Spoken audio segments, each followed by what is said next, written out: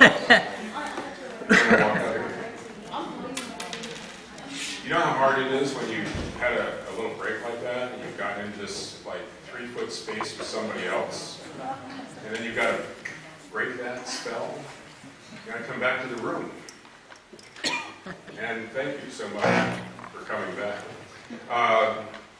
I'm going to just take you briefly through a little presentation that I have developed. I'm the statewide sector navigator for ICT Digital Media. And there are Rose is a deputy sector navigator. Aren't these wonderful titles, by the way? We're so excited when we were told. There are 10 deputy sector navigators throughout the state, and one for each region. And we've been doing a lot of work over the last, well, we started last July, and focusing on some of these issues that you saw tonight. You look at that data and you scratch your heads and say, what the heck sense can I make out of this? And not only in terms of satisfying the business community with the skills that they need, but we have over 2 million students in the community college system. Some of them are better prepared than others, and we'd like to see them all get work. So there's a combination of priorities that we have. This is a picture we took at our August meeting of all the deputy sector navigators, as soon as I turn that off. So we have them throughout the state. In Los Angeles we have 2. San Francisco we have 2. When it comes to ICT digital media jobs, I'm bumping into some. When it comes to ICT digital media jobs, the majority of jobs in the state of California are in San Francisco and Los Angeles area. And the third area is San Diego, followed by Sacramento, and then that's about it. This Doing What Matters program that Mary talked about previously, you may have heard about it before, but the whole idea is to... Turn it off, Steve. Do what? I would turn it off. Or just ignore it. Can people hear me if I talk normal? Yes. Yeah, I can hear you. Okay, because I didn't like that thing anyhow. Okay, so we've got this program called the Doing What Matters program. And it's really kind of neat because the 112 community colleges have been like the wayward tribes of Israel, going different directions. And there's a real need to pull things together and try to understand what we're doing in these different sectors throughout the state. In ICT digital media, wow. We have web development classes in business departments, computer science departments, art departments, just about every single department you can name. And so there's a whole lack of coordination. So this is putting together this team, these people, is all about solving that problem. And their guidance is this. These are the 4 overarching goals. Supply in-demand skills for employers, create relevant pathways, get Californians into open jobs, and promote student success. There's nothing in here about modern English poetry. Okay? Everything that we're focused on is what actually gets people into open jobs. And you know, there's a lot of speculation when it comes to technology. What would it be cool to learn? How about we build an island with Second Life? What about all this other stuff? It's not really relevant if I can't get someone in a job. So when I took on this particular job, which got me a job, my focus was on looking at those 18-year-olds and 25-year-olds, or even those 45 or 50-year-olds who are saying to themselves, what can I do to pay rent, buy diapers, put food on the table? So when I look at the ICT digital media industry, even though I spent 23 years with Verizon doing a variety of market research work, I'm looking at it now from the combination of the student perspective as well as the employer perspective. And so first I say, well, what's the scope of this thing? Well, in my mind, it's got these 4 components. Everything physical, you know, the computers, the hardware, the wires, the cables, the mobile devices, everything else that we're familiar with in a hardware capacity.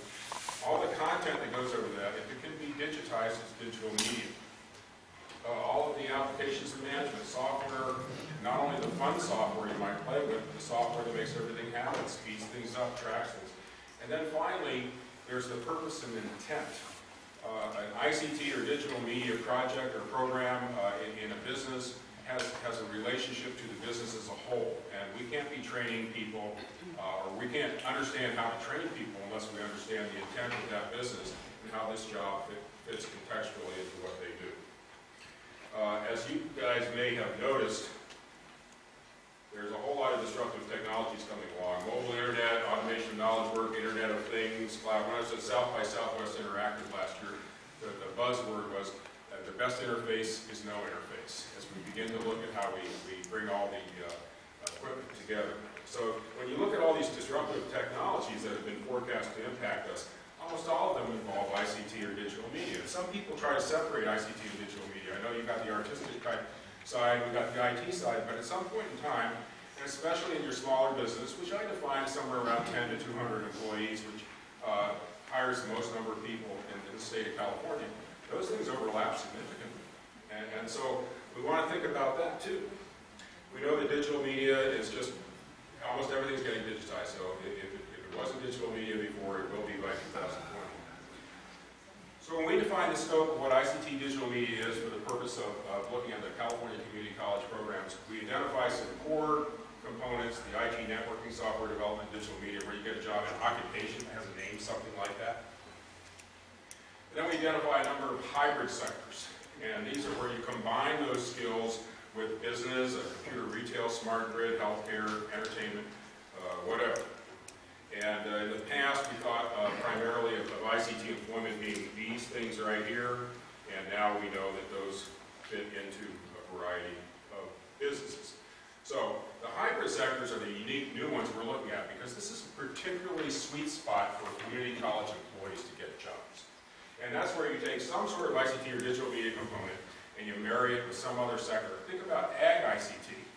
And you know these tractors don't have people driving them anymore. You know, it's all kinds of gear and technology that goes on there. Who's installing that? Who's the tech rep for that? Who's going out there and visiting those people? So we'll talk about a wonderful occupation where in like the Fresno area, we can develop some credentials and some certifications for people who do ag tech. And so each area of the state and all the regions that I look at have different specialties. And you know, part of what tonight's about is what's San Diego's specialty. And not only that, but the business side of ICT and digital media has got so much more integrated with social media. I mean, by the way, this is a 75-slide presentation cut down to about 30 slides for tonight, and I talk so fast you'll actually get it done in about 12 minutes. But a lot of people are familiar with the top of the iceberg here, which is what you see on social media, but all the stuff behind it. You know, one of the best presentations I went to recently was by Salesforce.com, talking about how the keyword that the person types into Google or whatever in a wisely run B2B type business will bring the customer to the correct page of the website that is most appropriate for what they're searching. So if you're in the vacuum cleaner business, the keyword they use, if they typed in something like how to clean carpet, will take them to your info on how to clean carpets, which then leads to your vacuum cleaner. Or if they just want to buy the Model 2000 VX, they put in that, it takes you right where the Model 2000 VX. So there's a lot of mapping that goes on, a lot of behind the scenes stuff. Is this IT? You bet it is. It's information technology. We're seeing more of that in healthcare. Matter of fact, when you do that burning glass software and you type in ICT jobs in California, and it gives you this big listing of jobs, and then you just ask for what are the top certifications or the certifications required by those jobs. You know, you get a list of certifications and the numbers. So then you sort the list by most requested and apply the old 80-20 rule, the 20% of them that are giving you 80% of the results. And you do that. Among that grouping of about 20 top certifications necessary for ICT jobs, there are 7 healthcare certifications. So you can begin to see that the demand that's happening statewide is huge. So it's hard to do ICT or digital media in isolation anymore. Not only that, but if you want a really cool job, you learn animation and get a nursing degree, you can animate informatics for healthcare. You were talking about that the other day. I just actually heard about it before, but give you credit. Anyhow, smart grid. I was sitting next to a fellow from PG&E, an HR guy, and he says most of their workforce is aging, going to be retiring in the next year or so, and they have a huge need for, I don't know, 80 to 150 engineering technicians who also know IT. What a combination. We can teach that. So we're working on it. Post-production, a lot of the editing stuff that used to be done, or still is done, in Hollywood, was for movies. But what about your do-it-yourself video on how to use your company's product, or how to show someone in the warehouse how to use the new machine, or something like that? The skills that are necessary to just take maybe a simple iPhone, take some pictures, or a movie, edit it into a short little thing that instructs the staff on how to do something, that's digital literacy now. That's no longer some special skill you hire a film editor for. That's everyday stuff. So it's a wonderful hybrid world. What we find when we look at the ICT digital media jobs is that there's advancing and pervasive technologies, things that are changing, things talking to each other on the internet, that sort of thing. And there's a common physical functionality, but there's an increased hybridization in these different sectors.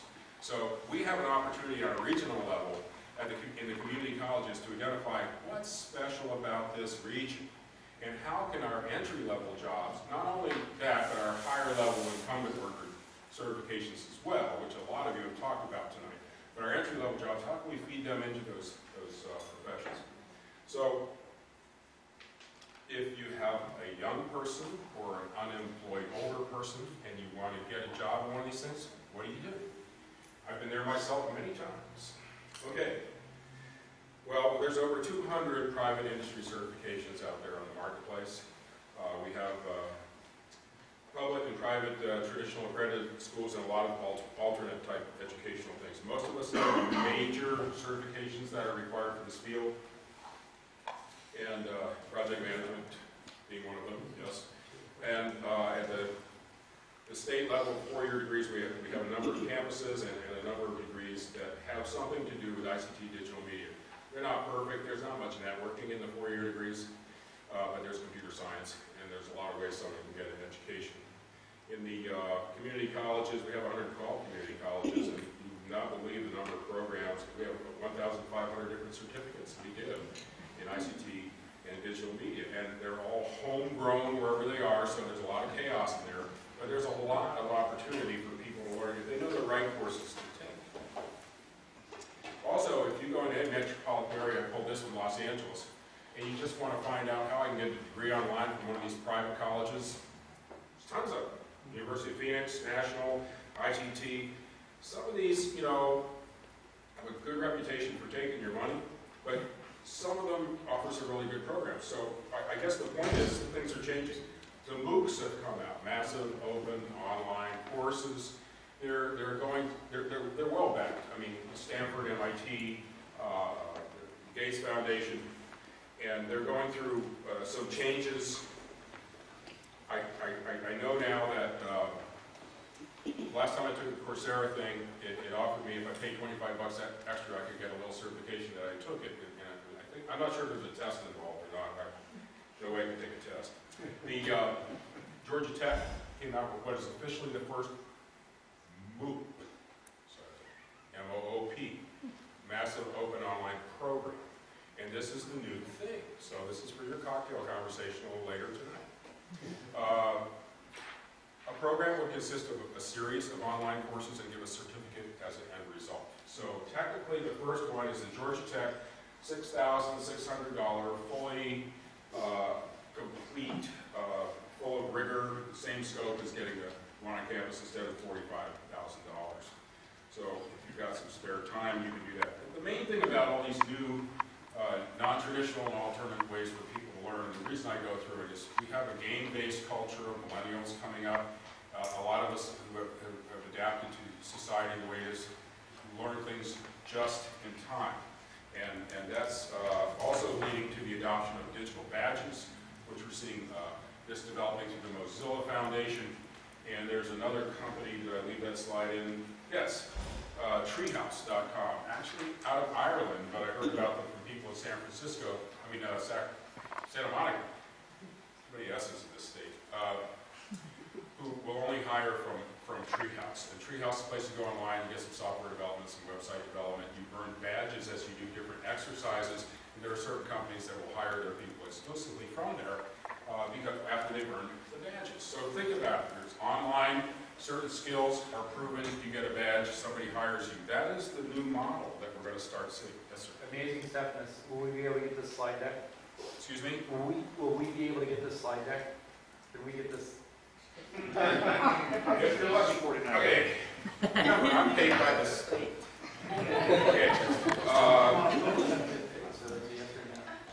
So we're actually, if you write down www.ict-dm.net, -dm, that's for digital media, .net, okay, you'll land on our team website, and we posted today this entire done in an animated series to get the same information. Thank you so much. Oh, yes. And you got the long one there. I'm giving you the short one right now. Digital badging is the way certifications are probably going to go. So what's the summary here? The training market is adaptable, it's fluid, it's keeping pace with the changes in technology. There's no shortage of good education out there. There's plenty of it. Okay. Industrious students have multiple educational alternatives, both public and private. So when we're talking about who we're dealing with in terms of getting education, we have to remember the industrious students are going to go ahead and get it. All right? And the implications for the community colleges, which, by the way, all of you, even though you might think of yourself as businesses, and you just hear, like, how do I get my needs met? You're paying taxes, right? You're supporting these community colleges. There's a huge investment in these community colleges. We've got over 2 million students in these community colleges. We want them to be productive employees and tax-paying citizens in the state of California. So when we think about the community colleges, we're thinking about our investment in our culture. So what can the community colleges do? Well, they can customize curriculum for regional job openings. Because all the other examples I've given to you about education, they're not regional. They're global. Only here at this level do we pull people together from the region and say, well, what's right for San Diego? We can still do that with community colleges. You can't do it with those others. We can design credentials specifically for the community college students, and we can promote the pathways. Now, as we determine what's the best pathway for community college students in San Diego, and we come up with some credential that meets that need, we'll be coming back to you with a little trifold and say, hey, what is it, business knowledge worker? This is how you get a business knowledge worker. This is what they can do for you. This is why you might want to hire them. And we're developing on these 5 campuses. This is where you want to go get them. Because a lot of businesses don't really know what they want in today's society. So in the community colleges, I apologize, but actually I think this is the first venue I've been in where you can actually read it. The green line, where it says 30,000, all the jobs above that require bachelor's degrees. Okay, and below that, those jobs require less than a bachelor's, like 2-year or less. The key thing about this slide is, you know, I talked about core jobs, IT, software development, digital media, and then I talked about hybrid jobs. Look at the ratios. 32% of the 4-year jobs are hybrid type jobs, where you combine ICT or digital media with something else.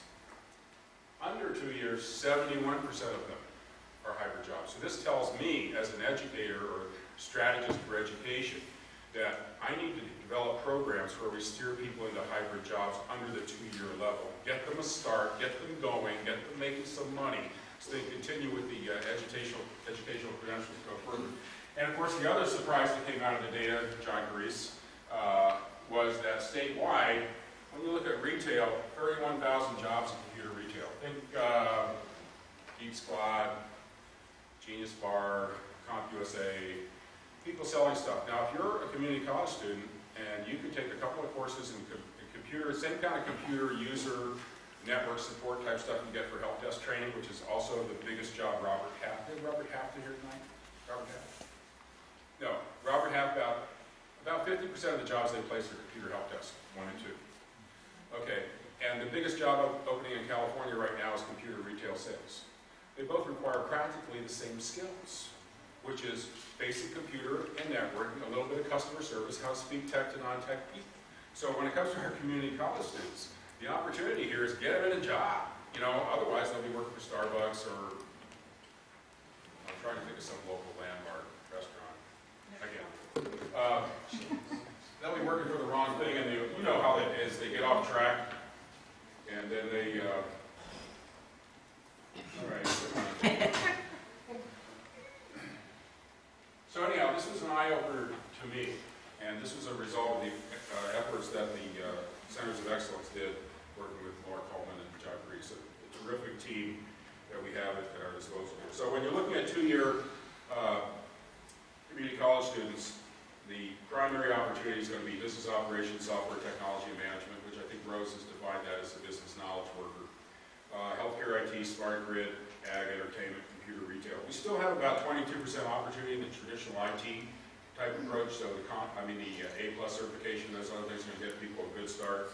There's a little bit of digital media. Now, digital media is a lot bigger in Los Angeles. And we did a skills panel in Los Angeles looking at everything that's needed for the flow of technology through the production cycles of entertainment there. And we had a very successful meeting, and we learned a lot about it. And so there are programs going on in Los Angeles for a new job called Digital Wrangler. This is they change out of the old type film types, and everything's done on the red cameras and the other digital media. You actually need somebody to keep track of where everything's going so they can archive it and pull it out the next day for use. In the old days, we just took the film canisters and put them in the room. Also, software development is a little bit bigger for two-year people. Now, remember, we're talking about two-year people here, or less. They can get jobs in more likely the San Francisco area, but a lot of those places really want their four-year people. The reason all this is relevant is because in the community college system, we basically have 4 colleges within a college. About 10% of our people come back to us as incumbent workers desiring to get some kind of advanced degree, and we're more than happy to give it to them. Security, cloud, anything you name it. About 40% of our students come in here and they decide, I'm going to transfer to a 4-year college, and they take special courses. And when it comes to ICT and digital media, they're not necessarily going to be in the classes we offer in the career technical education group, which is another 40% on average across the system come in for that kind of thing. Then we have about 10% of the people come in for basic skills. And what happens with these groups, and by the way, these numbers fluctuate depending on where the community college is located. We have some community colleges where the transfer pathway is 95% of the students, and we have other colleges where it's less than 5%. So that's a huge variable depending on the affluence of the region. So as we look at these different pathways, that's how we come back to the fact that the majority of our opportunity, because a lot of the students that come into transfer don't, and we end up having a lot more students in the 2-year or less swirl, as we call it, the Student Success Task Force. And so the huge part of our opportunity is to focus on CTE and the hybrid jobs, and we still need to put a lot of our emphasis on the transfer thing because we can make the transfer process a lot richer. The state has mandated the AST and the AAT for transfer to 4-year colleges, so there's a lot of work being done to create better transfer opportunities. But all of us CTE educators can do a lot to make sure those are richer experiences for the 2 years they're in the community college by providing internships and certification training. Now you think about it. If you know a young person who's about 18 and they're going to go to college and they're interested in computer science or IT, and they get into a 4-year school, room and board, see what are you paying? $45,000 a year per year for them to go through that, or they go to community college, have a guaranteed admission if they have a 3.5 or better, take the transfer courses, hopefully get an internship while they're in the community college, and maybe take a course or two leading towards like an A+ certificate or something like that, then transfer to the 4-year degree, and come out of there ahead of their peers in the 4-year college because they've had all those other richer experiences. And they spent less than 50%, well, a little bit more than 50% of what the others did. Talk about a good reason to come to a community college. That's I think key too, I have a lot of people coming from UCSD that they're sitting in a class of 120 people, a couple of PAs just getting like ramrodded through, or they can sit in my class with 30 people and get much better individual attention. They love taking my class at college. And then after they get the 4-year degree, or let's just take your average history major who gets a 4-year degree at one of our UCs, then they have to come back to community college and learn how to actually do something, right? Very good one. Yeah, we run into that a lot. We're the graduate school for the graduate students. So we're trying to take an approach that does all that. So what are we doing in this little group I talked about? Remember the 10 deputy second navigators and myself? Well, I'm a market research guy and a product development guy for 23 years, so I can't help myself.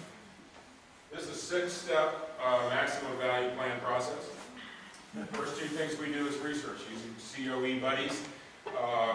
We identify the regional market needs. I already told you a little bit about that. We establish the skill credential requirements that they have by having skills panels with the actual business employers.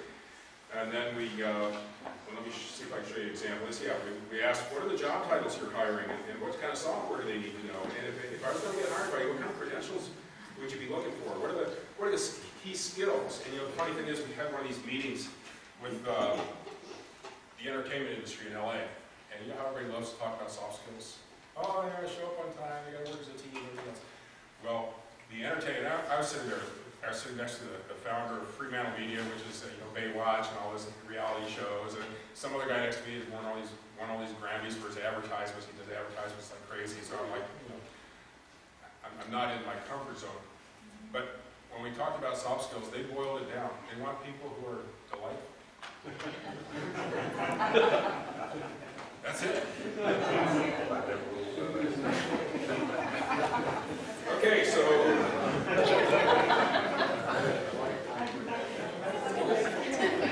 when we hear about the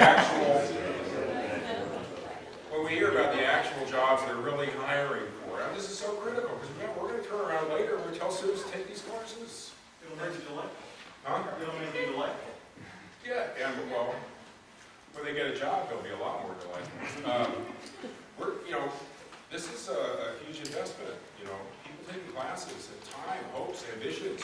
I'm sure in your lifetime you've seen people attempt to do something, find out it didn't work, fail. It'll take them 10 years before they try something again. This is a huge responsibility, and you all are sharing it with us in this room. We have to make sure that the jobs we talk about are really there, and that we're giving them the training they really need. And this is the burden that falls on Rose and all the other deputy sector navigators. This is not a BS situation.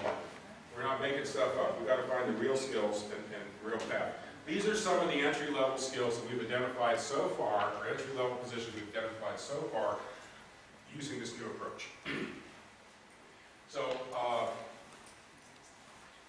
for a 2-year student or less, some of these can be taught in 1 year. So we get them on the ground running in summer. So you can kind of skim that. Rose is going to talk about the business knowledge worker, the IT, entertainment, digital wrangler, smart grid, ag tech, logistics, healthcare, and computer retail sales. They sound kind of ordinary, but you know, give me a job, you know. But then we have this other challenge. Rose in a district. How many colleges got this district? No, it's the region. We have 9 colleges in the region. Yeah, region, district, I used the wrong word. Yeah, you're in a region with 9 9 colleges. colleges. In LA, there's 2 regions. One has 18, one has like 12. So there's 112 colleges statewide.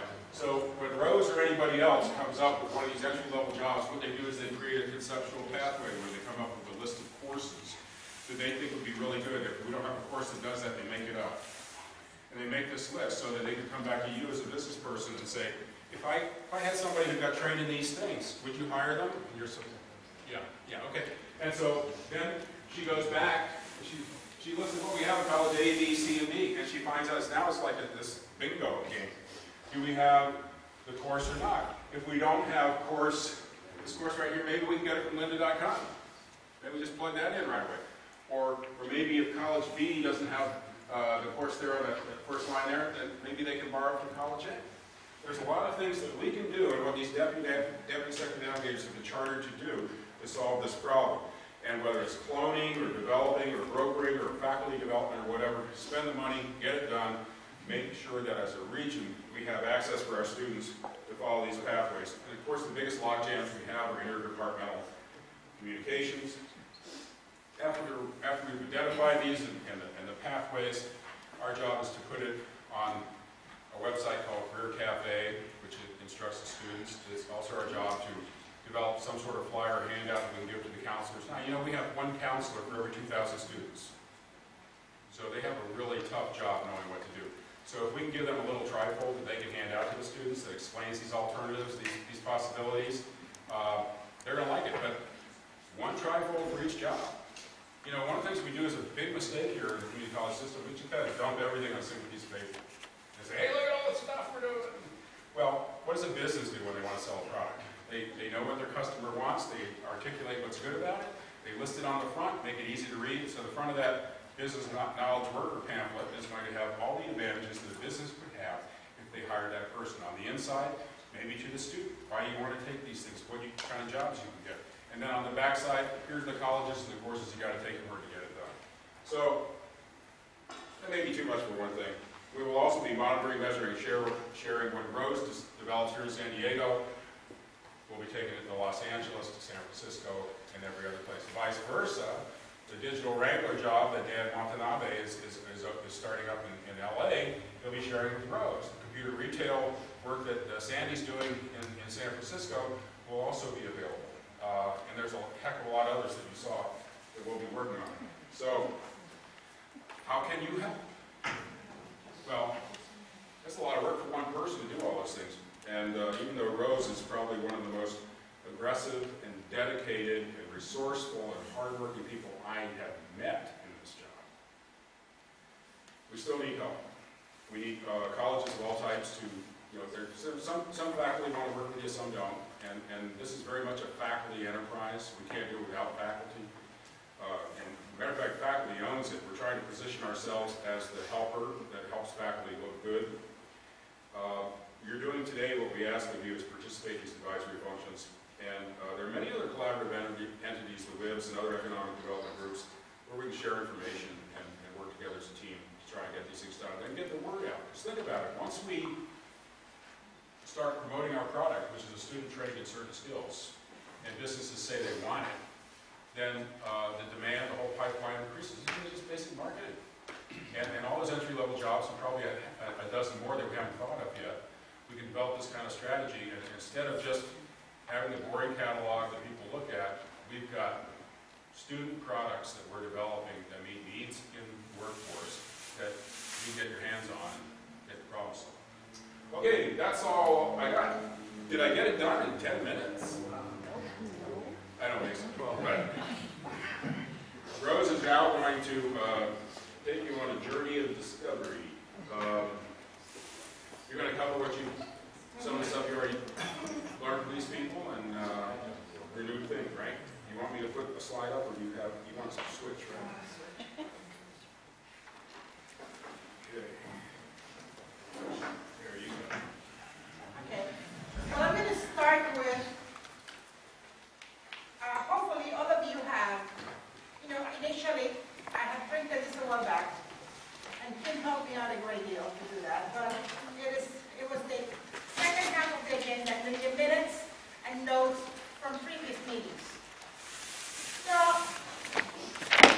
I'm going to talk to you about the past ICT advisory meetings and the summary of what you, the industry that was here, recommended. If you were an industry person that was here in the past two meetings, would you please raise your hands?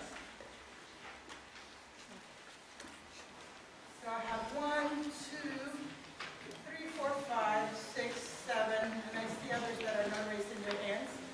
And as you can tell, there were about 20-some people who, at one point or another, between November 8th and November 22nd, and other times that we talked, you guys gave me input. How could you guys move forward so it doesn't feel like it's so hard? You guys gave me input of what you needed and what you wanted and what was important. And if we were to translate this to the name of this initiative, you told me what mattered. And that is what we're here for, what matters. I will never forget the statements that Mr. Margolis made when I asked him. Actually, I remember, I have this memory, so it's a scary thought. When George asked Mr. Margolis, what language should we teach him? He said, English. It shocked me. I was like, my God, I was thinking of C++. So, I was wrong. I was really wrong. So, I recall very clearly, and then at the time I was not introduced very well, but the lady from Apple One, and your first name is Marianne. See, I remember. When you said to us, I remember the words, not the name, that's a horrible piece. You told me that you wanted people to do customer service, writing and communication skills, problem solving. Matthew said that as well. You also said that. And the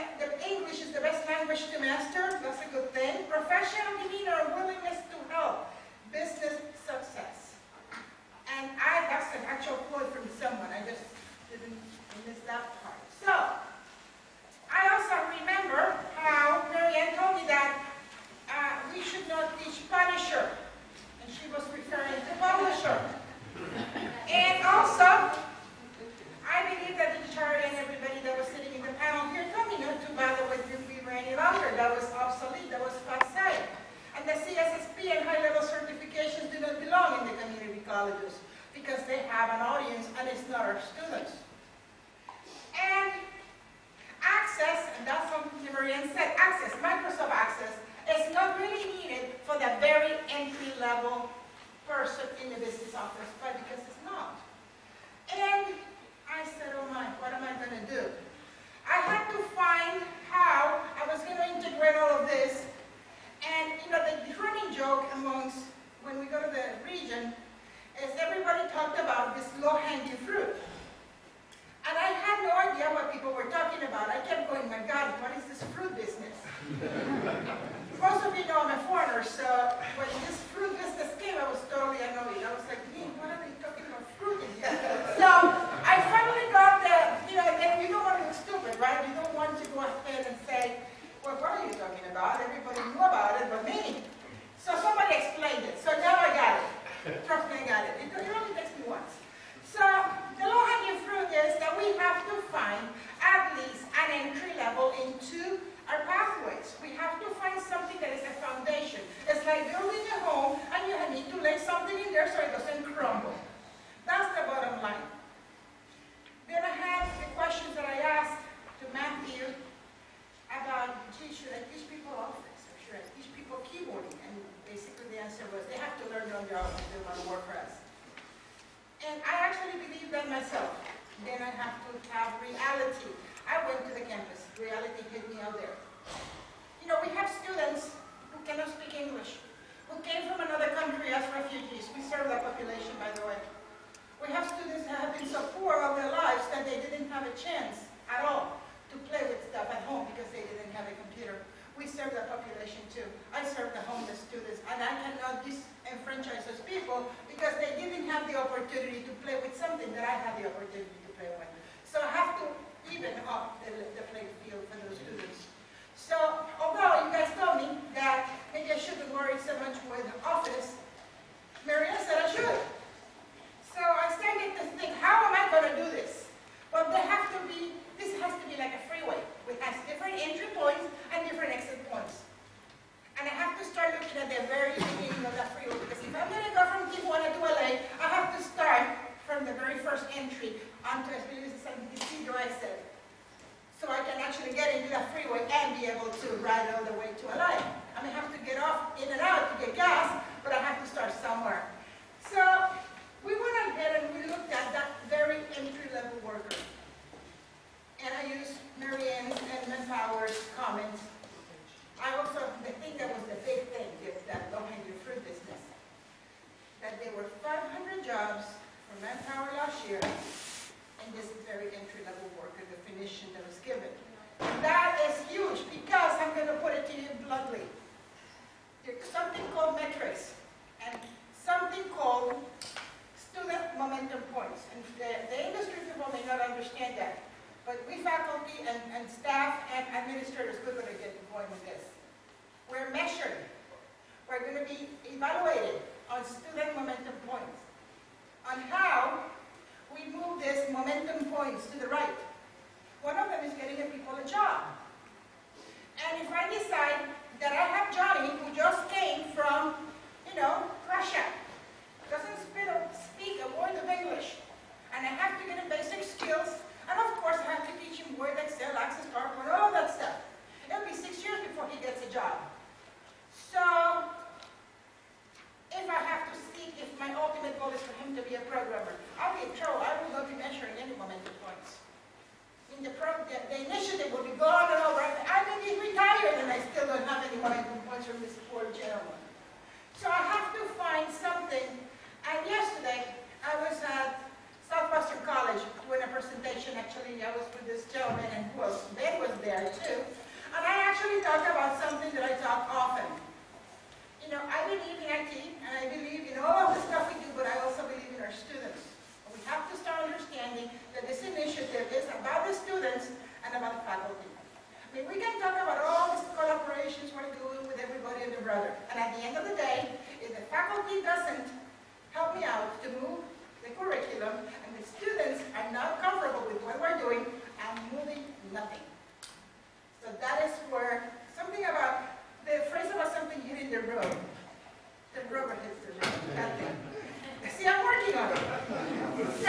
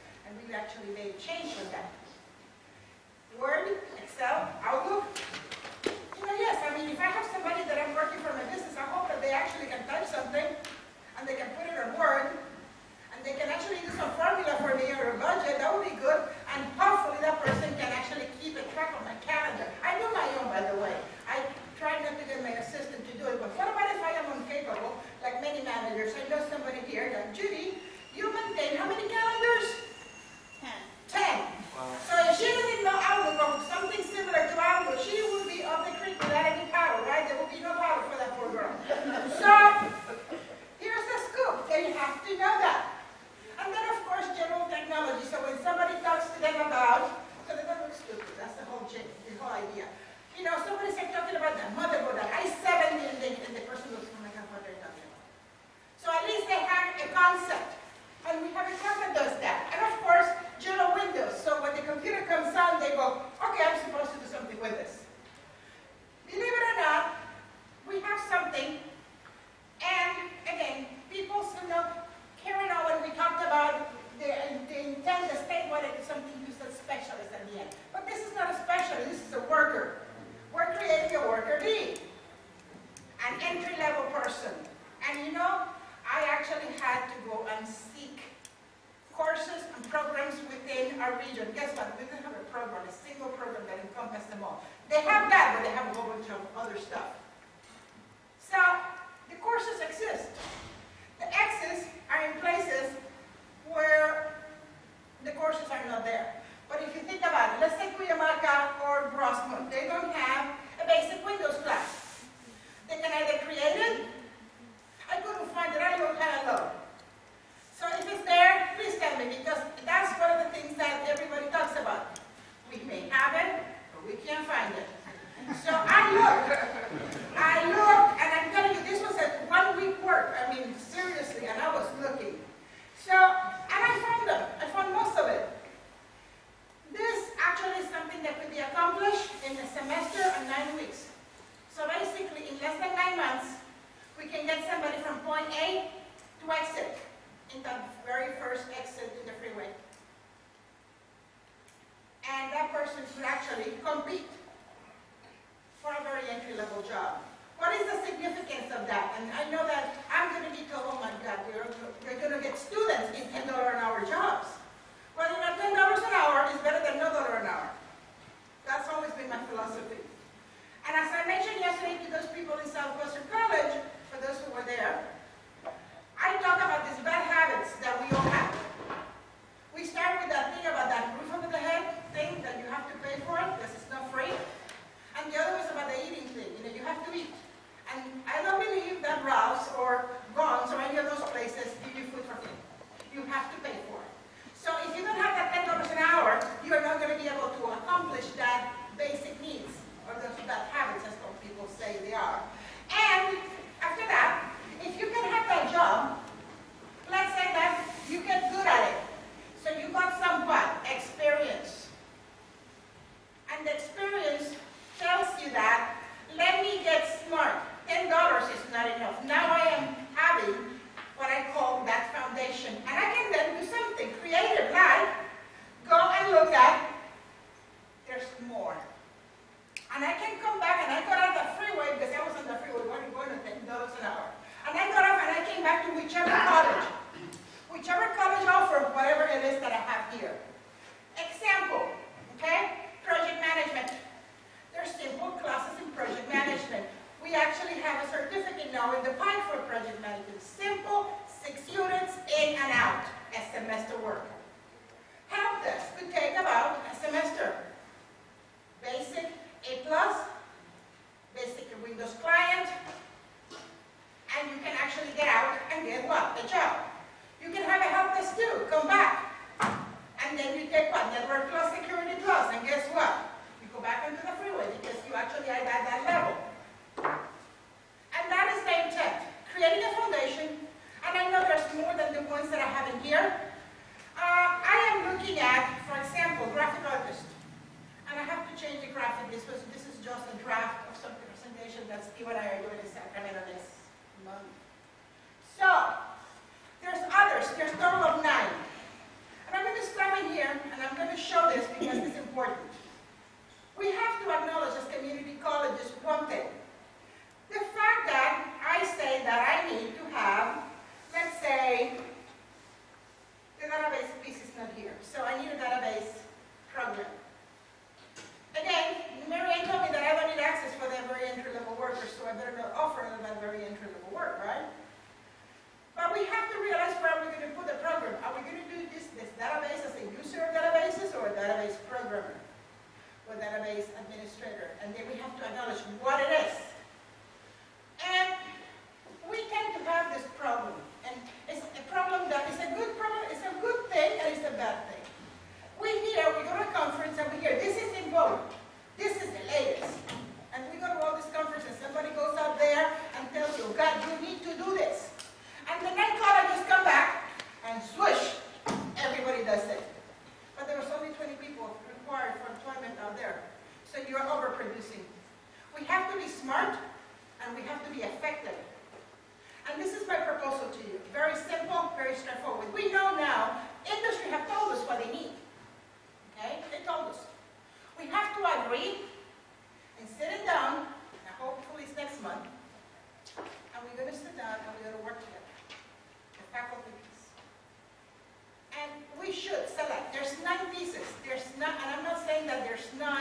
and each college should only have one. We're so spread out.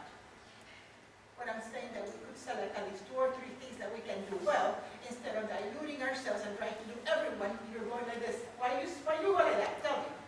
Well, and this is why I didn't comment during the earlier presentation. I know part of it, I think we're creating our own problem. And this is what I commented at the last meeting. You know, I came up through IT and ranks, and I had to know everything. Now we've got so many fields in IT, I don't even know how we can lay out a job gap analysis when we've created all these specialties, and a lot of the specialties are around tools, which are good today. The next week, those tools are replaced with something else. So we're creating our own problems. So I really like what you're saying now. I get a lot more interested about this, because what I really need, I need fingers in IT. I don't need the person who just knows how to use this one tool. I can get anybody to use a hammer, but he's not going to add value in my company. I want somebody who can think regardless of the tool. Yeah, he represents that. I want you to understand this. This is not like we had 2 different meetings and we clarified this, we collaborated. And there were 2 things that, the consortia was very interested in the work plan. They were tasked to find out gaps in jobs, supply and demand. My work plan is totally different. Mine was skills panels. That was my approach. And I'm going to tell you what, that's experience. I was in the classroom for a long time. And I know that somebody can talk to me about job gaps and stuff like that, and I was actually in that side of the industry for a while too, so I know that it's meaningless to me. However, when somebody tells me, you need to teach this, and that, because that is obsolete, that's important. Because then I can actually do something that you need. And maybe you can call it, for example, if we go backwards on this particular presentation, if you notice, this was what took me so long. And honestly, I am pretty good with computers, trust me.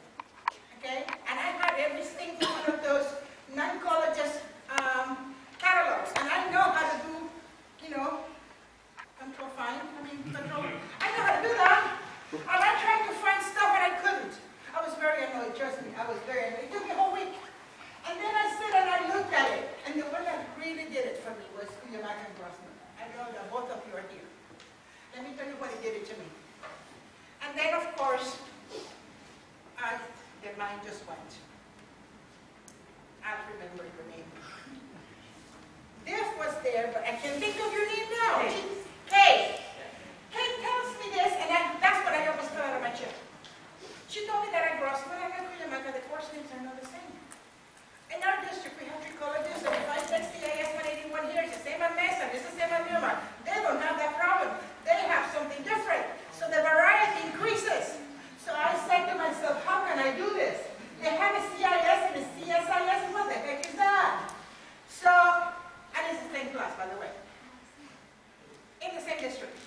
That's amazing. I mean, for me, it was. It's the same number, it's the same class. Same different department. Because one is, you are having CIS is a different department. I know. And that was the confusing piece for me. And that's perhaps the point that I'm trying to make, is that it doesn't matter. Everybody talks about, oh, we should align it. We should make it all the same. Don't make it the same, guys. Keep it the way you have it. You know why? Because at the end, we're going to color certificate something that makes sense. Yes, sir. I just want to make a comment that when I was looking at this lineup, I was saying to Rose, what about the internet stuff? What about the security about not putting the password out on an email or customers saying, yeah, she actually handed me a textbook with this Principle of Information Systems, and it's not a good title. It does go into everything, how to upload documents to a blog, how to be secure, how not to misuse intellectual property. So it's a vague title, but it covers all those things. If you're going to bring someone into your business and put them at a desk where they have access to the internet, you're going to feel a lot more confident and secure knowing they've been trained in this kind of stuff. So there's a lot of student learning objectives that are buried in those things that Rosen has in her head. But when we develop the brochure, we're going to have to bring out that you can be assured they've got a sense of basic security, just good practice. Knowledge of. I'm not talking about practical, but at least conceptual knowledge. And see, this is the thing. If I would have not have taught these classes sometime in my life, at one point, I would have not known that. So I had to pair what Marianne had told me to what we had. And it made sense after that. So it is here. It's for all of you to grab, and I know we've had meetings about curriculum and how hard it's going to be to do it. And I'm going to tell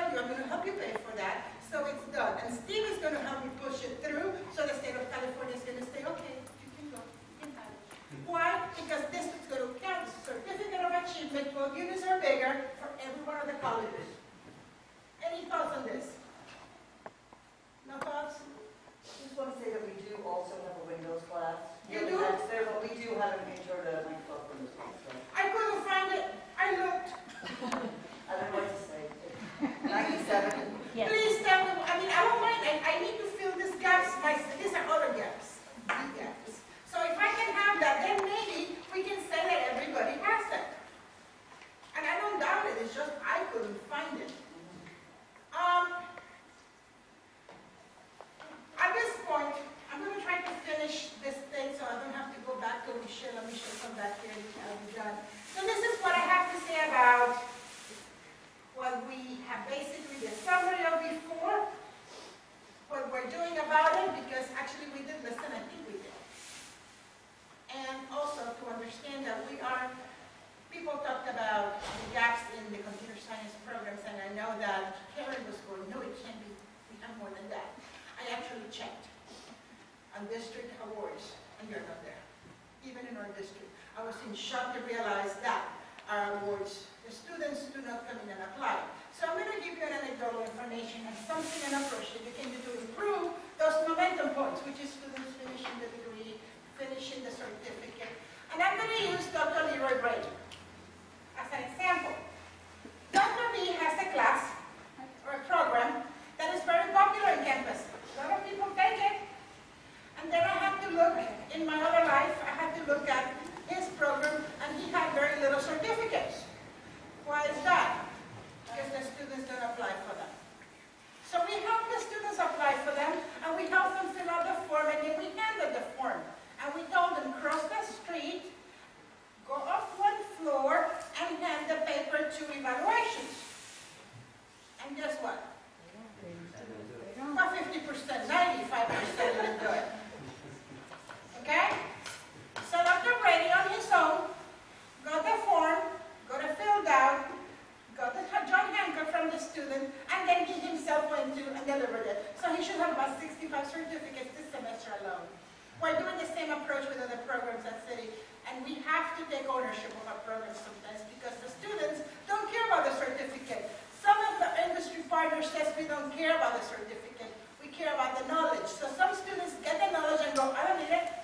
Well, that's the only way that we can count. It's like, for example, for Matthew, I'm assuming that when he has a trouble call, he has to have a ticket. Otherwise, you don't get paid, right? Well, To some degree. yeah, basically. You know, at the end of the day, so many tickets show that you validate that you were needed for that company's support. Well, that's the way it works for us. This is our validation. This is our trouble call, that certificate. And we need to work on that. It is important to encourage students that they complete whatever they complete, and if they're entitled to have a certificate, to please apply for it. Any questions so far? No? I'm not going to give you any more slides. I'm going to be brief on the rest. My grand goals, what are they? I want to work with faculty. I want to work with the industry so we can move this forward. I know, and as you said, I don't need to know everything about IT because I really don't want to. I'm matured. I know that there was one point that I believe I had almost every certification under the sun. And then I said, I don't care about this no more. I really don't. It's not that I don't care, I just don't want to take any more tests. I'm tired. You know, $265 every time you go to take a test? Or no, you go broke. So I'd rather know how to be really good at something and stay with it. And there are some things that are of more interest to me than others. And perhaps this is what we need to do, is be selective on what we do and how we want it, and move with it, and do good curriculum that the students can actually use. And I'm going to tell you, you already have stuff in your programs. I have done a full inventory of what everybody offers, when they offer it, how much they offer it. I mean, I've gone around this thing for the past 6 months. So my only desire at this point is to work with you, sit together, do something, and okay what we have, and then have another meeting, and perhaps this next meeting, what we do with the industries, I will send you, I'll have Michelle send you a summary of what is done and who's doing what. Because, believe it or not, if I were to say, well, I'm going to do project management, and I tell it to nobody, then who's going to take it? The students might. But would we know that we have it? We won't.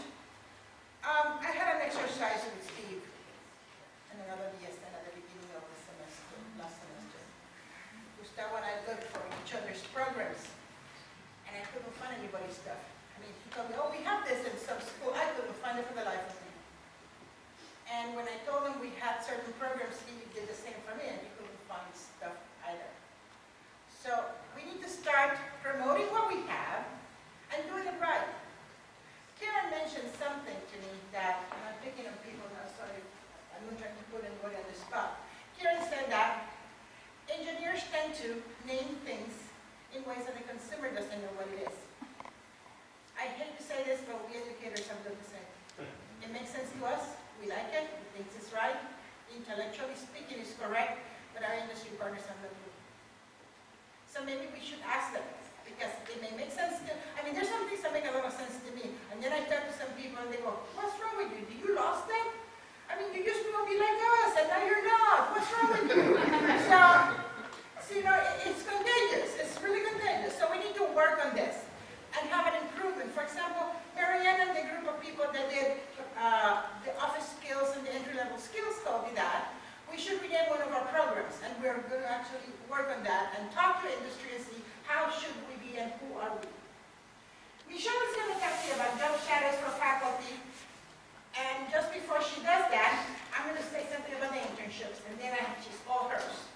Work experience is available in almost all colleges, and I know that it is. I mean, I've been talking about this for months, too. Everybody told me that I have to have a work experience before the student gets a job. In a program that I ran, I made sure there was a work experience. Not tons of it, as much as I could. Work experience covers the workers' comp, liability for the employer, and I have the forms. I just have to have enough students with enough internships to be able to create a class, 15 minimum. And, you know, whether it's an unpaid internship is very possible. And it's about 100 plus hours that you're going to get from that student. I am not promoting this for City College, trust me. Not my giving here. I'm here as your rep for the whole region. If somebody needs an intern and you send an email, I need an intern for this many hours a week, please make sure that it's no more than 140 hours. I will send it to the appropriate people. And the appropriate people better reply to me, please, because I know who you are. So I'm going to send it to you. And I'm going to pastor you until you say yes or no, I have a student. And if you don't have a student, tell me I don't have one. I don't go someplace else. Here's Michelle. Well, in the interest of time, we're going to move through this pretty quickly because 7 o'clock is our deadline. We all turn into something, so we're going to move quickly through this.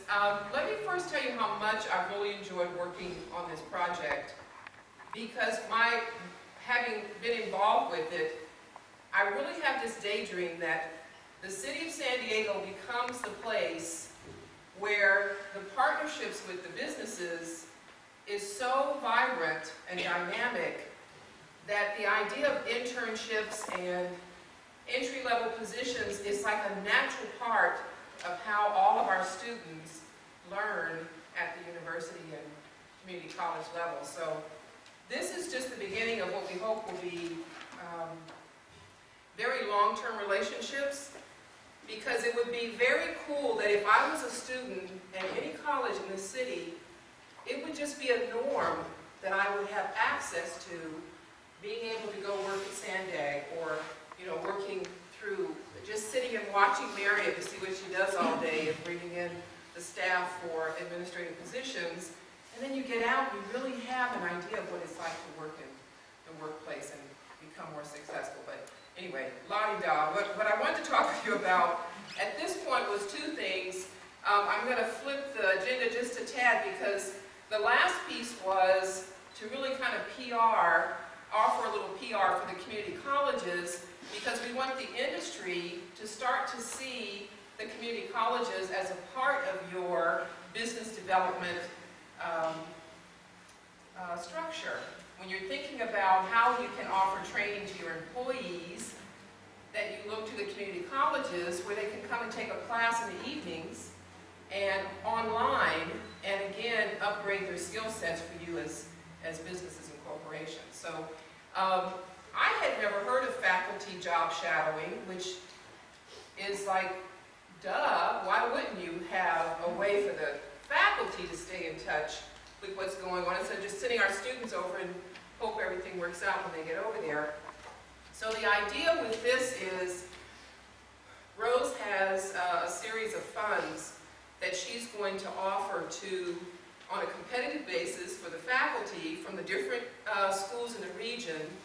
And it will allow you to apply for an opportunity to work at what we hope will be this long list of places where businesses are willing to accept and invite faculty in for faculty job shadowing. So what does that look like? Because part of what we're doing at the Chamber, just to sidestep for a second, I sit on the board of the San Diego Regional Chamber of Commerce downtown, and they have actually approved the initiative of Doing What Matters. And what we're working on now is creating a web page at their website that will have a link to all the colleges in this area, including all the individual community colleges. And we understand that each campus has a different place, so we're not going to just have one place for community colleges. Every campus's career center will have a link at the Chamber so that the businesses, the Chamber now represents 5,000 businesses, can access this. We're going to help them access hopefully what will be more of the community colleges. But what we want to do is help you understand what faculty job shadowing is going to look like.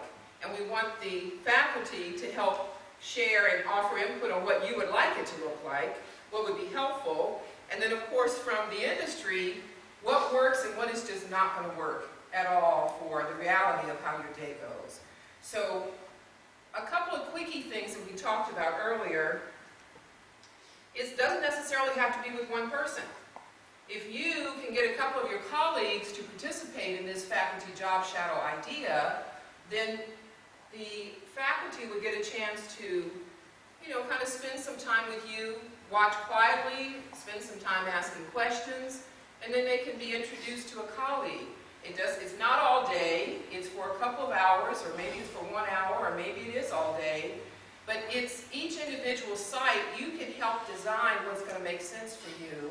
And I think we also, right, Rose, want to get some feedback from faculty on what would be a great ideal situation for you in a faculty job shadow arrangement. But let me first ask, have any of the faculty ever been on a faculty job shadow? Oh, you have? Oh, good. Oh, cool. So what worked about it and what didn't work about it? What would you say, Well, I think Teresa? it's run different ways. I mean, a couple of times I've done it where the employer was picked for me. Okay. And then other times I say, oh yeah, I want to go to a virtual assistant. So I spent a day there. And then another time I was interested in the legal administrative assistant. So I went and I actually knew a friend. And I sat with them X amount of hours and I shadowed them and just asked a bunch of questions. Okay. Training, storage, all the different things. But it was Good. really, really beneficial. So how long did you do it? Like, was it just one day, or was it a day each week? No, one day it a was week? a little longer than a day. I mean, it could Okay. be like a few hours per day. Yes. And then one time I did it with Rose and several colleagues here. We went to 3 or 4 different places over the course of a week. Okay. So, and I know Linda did some too. Pretty much the same thing, about a week at different places. It was financial services, Charles Schwab, Bank of America, Okay. Manpower. Good. Good. You also, what was your experience? I did it as part of a sabbatical project. Okay. And so I worked in 3 different web design firms. And what didn't work was people didn't have time for a teacher because they're busy working. Yes. And so it needs to be set up Okay. so that we choose somebody who has time. Right. And what did work was the variety of what Locations. happens at different employers. Oh, okay. All And right. it's fascinating because you find the same basic skills are needed, but the way that they use them in the different companies is different. Good. And that was great. Good. So of the industry and businesses that we have here tonight, how many of you would be willing to invite a faculty for faculty job shadowing and would be able to help coordinate that? Yes?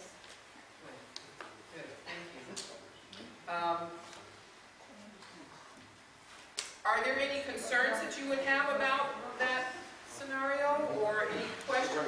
So when I've done faculty job shadowings in the past, Okay. where faculty have come, and the challenge always is I'm allowing somebody in because I want them to get a benefit, Yes. right?